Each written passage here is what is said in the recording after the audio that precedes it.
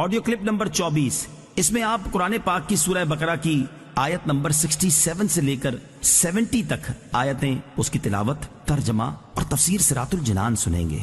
بسم اللہ الرحمن الرحیم۔ ترجمہ: اللہ کے نام سے شروع جو نہایت مہربان رحمت والا ہے۔ وَإِذْ قَالَ مُوسَى لِقَوْمِهِ إِنَّ اللَّهَ يَأْمُرُكُمْ أَن تَذْبَحُوا بَقَرَةً قَالُوا أَتَتَّخِذُنَا هُزُوًا قَالَ أَعُوذُ بِاللَّهِ أَنْ أَكُونَ مِنَ الْجَاهِلِينَ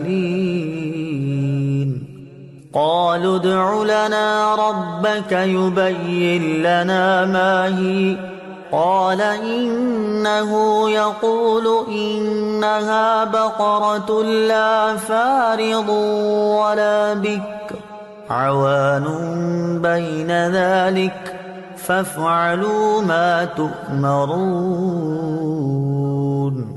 قالوا ادع لنا ربك يبين لنا ما لونها قال إنه يقول إنها بقرة صفراء فاقع لونها تسر الناظرين قالوا ادع لنا ربك يبين لنا ما هي إن البقرة شابه علينا وإنا إن شاء الله لمهتدون۔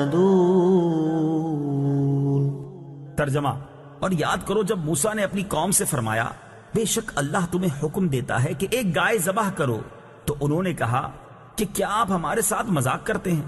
موسیٰ نے فرمایا میں اللہ کی پناہ مانگتا ہوں کہ میں جاہلوں میں سے ہو جاؤں۔ انہوں نے کہا کہ آپ اپنے رب سے دعا کیجئے کہ وہ ہمیں بتا دے کہ وہ گائے کیسی ہے۔ فرمایا اللہ فرماتا ہے کہ وہ ایک ایسی گائے ہے جو نہ تو بوڑھی ہے اور نہ بالکل کم عمر، بلکہ ان دونوں کے درمیان ہو، تو وہ کرو جس کا تمہیں حکم دیا جا رہا۔ انہوں نے کہا آپ اپنے رب سے دعا کیجئے کہ وہ ہمیں بتا دے اس گائے کا رنگ کیا ہے۔ فرمایا کہ اللہ فرماتا ہے کہ وہ پیلے رنگ کی گائے ہے جس کا رنگ بہت گہرا ہے، وہ گائے دیکھنے والوں کو خوشی دیتی ہے۔ انہوں نے کہا آپ اپنے رب سے دعا کیجئے کہ ہمارے لیے واضح طور پر بیان کر دے کہ وہ گائے کیسی ہے، کیونکہ بے شک گائے ہم پر مشتبہ ہو گئی ہے، اور اگر اللہ چاہے گا تو یقیناً ہم راہ پا لیں گے۔ وَإِذْ قَالَ مُوسَىٰ، اور جب موسیٰ نے فرمایا، تفسیر صراط الجنان میں ہے۔ ان آیات میں یہودیوں کو جو واقعہ یاد دلایا جا رہا ہے اس کا خلاصہ یہ ہے کہ بنی اسرائیل میں ایک مالدار شخص عامیل کو اس کے عزیز نے خفیہ طور پر قتل کر کے دوسرے محلے میں ڈال دیا تاکہ اس کی میراث بھی لے اور خون بہا بھی، اور پھر دعویٰ کر دیا کہ مجھے خون بہا دلوایا جائے۔ قاتل کا پتہ نہ چلتا تھا۔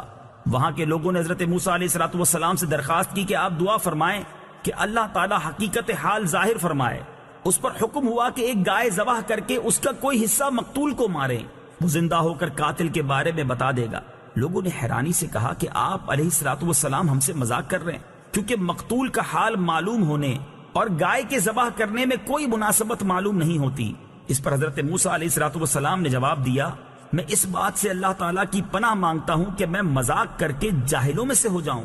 جب بنی اسرائیل نے سمجھ لیا کہ گائے کا ذبح کرنا مذاق نہیں بلکہ باقاعدہ حکم ہے، تو انہوں نے حضرت موسیٰ علیہ السلام سے اس کے اوصاف دریافت کیے، اور بار بار سوال کر کے وہ لوگ قیدیں بڑھاتے گئے، اور بالآخر یہ حکم ہوا کہ ایسی گائے ذبح کرو جو نہ بوڑھی ہو اور نہ بہت کم عمر بلکہ درمیانی عمر کی ہو، بدن پر کوئی داغ نہ ہو، ایک ہی رنگ کی ہو، رنگ آنکھوں کو بھانے والا ہو، اس گائے نے کبھی کھیتی باڑی کی ہو نہ کبھی کھیتی کو پانی دیا ہو۔ آخری سوال میں انہوں نے کہا کہ اب ہم انشاءاللہ عز و جل راہ پا لیں گے۔ بہرحال جب سب کچھ طے ہو گیا تو ان کی تسلی ہو گئی، پھر انہوں نے گائے کی تلاش شروع کر دی۔ ان کے اطراف میں ایسی صرف ایک گائے تھی۔ اس کا حال یہ تھا کہ بنی اسرائیل میں ایک صالح شخص تھے، ان کا ایک چھوٹا بچہ تھا، اور ان کے پاس ایک گائے کے بچے کے علاوہ اور کچھ نہ رہا تھا۔ انہوں نے اس کی گردن پر مہر لگا کر اللہ تعالیٰ کے نام پر چھوڑ دیا اور بارگاہ حق میں عرض کی، یا رب عز و جل، میں اس بچیا کو اس فرزند کے لیے تیرے پاس ودیعت رکھتا ہوں تاکہ جب یہ فرزند بڑا ہو تو یہ اس کے کام آئے۔ اس نیک شخص کا تو انتقال ہو گیا، لیکن وہ بچیا جنگل میں اللہ تعالیٰ کی حفاظت میں پرورش پاتی رہی۔ یہ لڑکا جب بڑا ہوا تو صالح و متقی بنا اور ماں کا فرما بردار تھا۔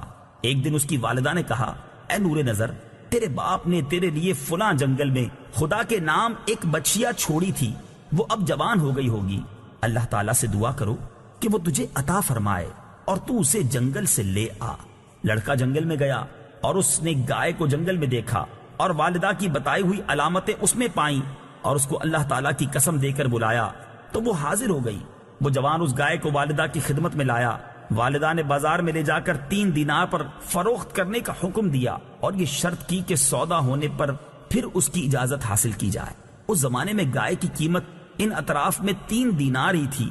جوان جب اس گائے کو بازار میں لایا تو ایک فرشتہ خریدار کی صورت میں آیا اور اس نے گائے کی قیمت 6 دینار لگا دی، مگر یہ شرط رکھی کہ جوان اپنی والدہ سے اجازت نہیں لے گا۔